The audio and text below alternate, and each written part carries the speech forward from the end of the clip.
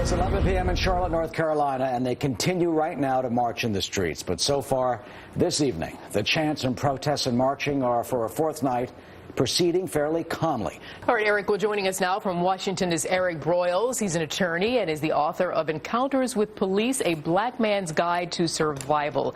Eric, thanks so much for joining us. Thank you for having me. Absolutely. Let's start with rule number 1 in your book. Sure. The theme of our book is to comply now and contest later.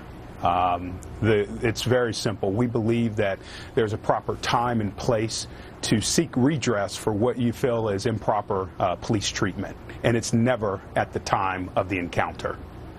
So why did you feel the need to write this book, Eric?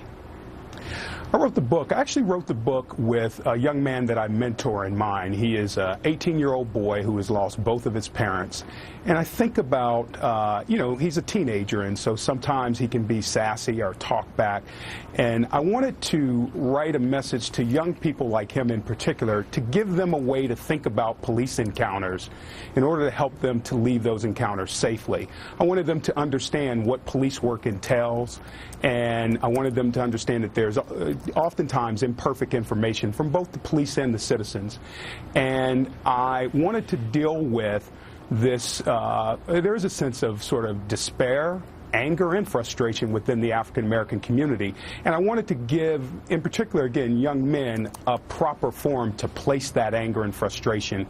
You can engage in a fight with rogue police officers. You can never do it on the spot. And I give them tools and a practical guide on how to engage in this fight in the proper and most effective way. Are you doing any sort of community workshops with this book, Eric, to get the message directly to the folks, the kids, the young men who you are directing your message to?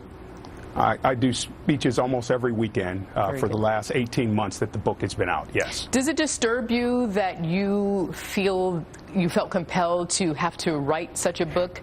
Here we sit in 2016. Yes, it is. It's ironic that I wrote this book. It is out there, and I didn't write it to I really wrote it as a guidebook to just a group of boys that I mentor, one kid in particular.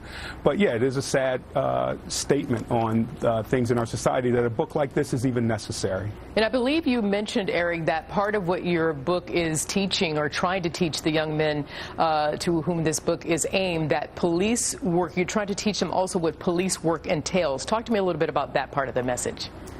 Yeah, I think whenever you look at some of these encounters that go awry, I think you have both a communication gap and an understanding gap. I use as a case study a situation where I was driving in downtown D.C. in an expensive sports car and was pulled over and surrounded by officers with their weapons drawn. When I went to file a complaint, I learned that the police officers were looking for an African-American male with a silver two-door coupe. Now, that night, I told myself a bunch of stories about how I was being racially profiled and all of the bad things that happened that night. But then when I went again to file the written complaint, I learned that they had good reasons for being cautious, because a gentleman African-American male had just shot someone in the head, and the only information the officers had was that he was an African-American male in a silver two-door coupe. And so I use case studies like that just to give a different perspective in the hopes that you can reduce the tension, that we don't go into these encounters telling ourselves stories about how bad police are or how bad this can end up for me, but leave the possibility that it can be a peaceful interaction at the time of the encounter. How do you think that message would resonate in Charlotte, North Carolina tonight? Well, look, emotions are running high because people are frustrated and angry. So I understand that, that the message, it may not resonate right now, but I will tell you, having spoken on this topic, again, almost every weekend for the last year and a half or so, the message is well received, and people and young people receive it, and it's almost an aha moment.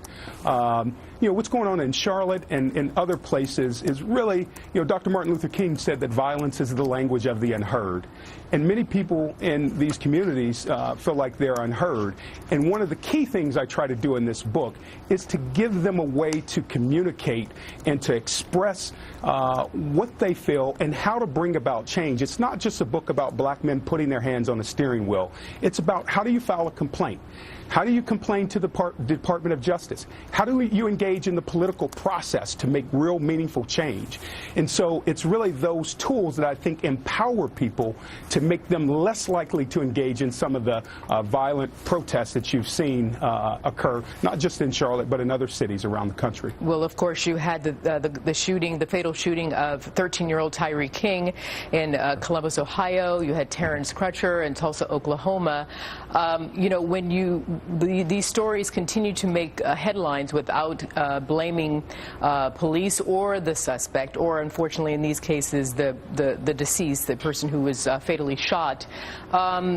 You know, how do you get that message across? I mean, how do you convince some of the very young men that you're trying to talk to try to, on some level, trust police and understand what police are dealing with and try to understand how to approach the police, or how to just answer that? I don't want to add any more. Go ahead, answer for me. Yeah, it's gonna take a lot of work. Look, and this is a shared responsibility.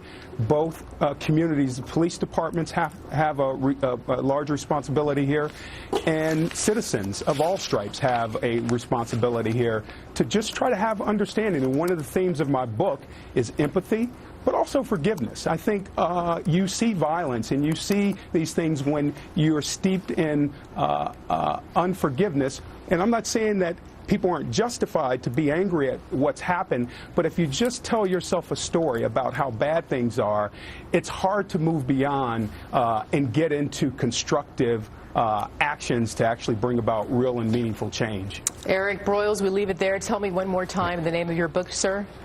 Yeah, the book is Encounters with Police, A Black Man's Guide to Survival. Eric Broyles, thank you very much for being with us this evening. Very Thank you for well having said. me.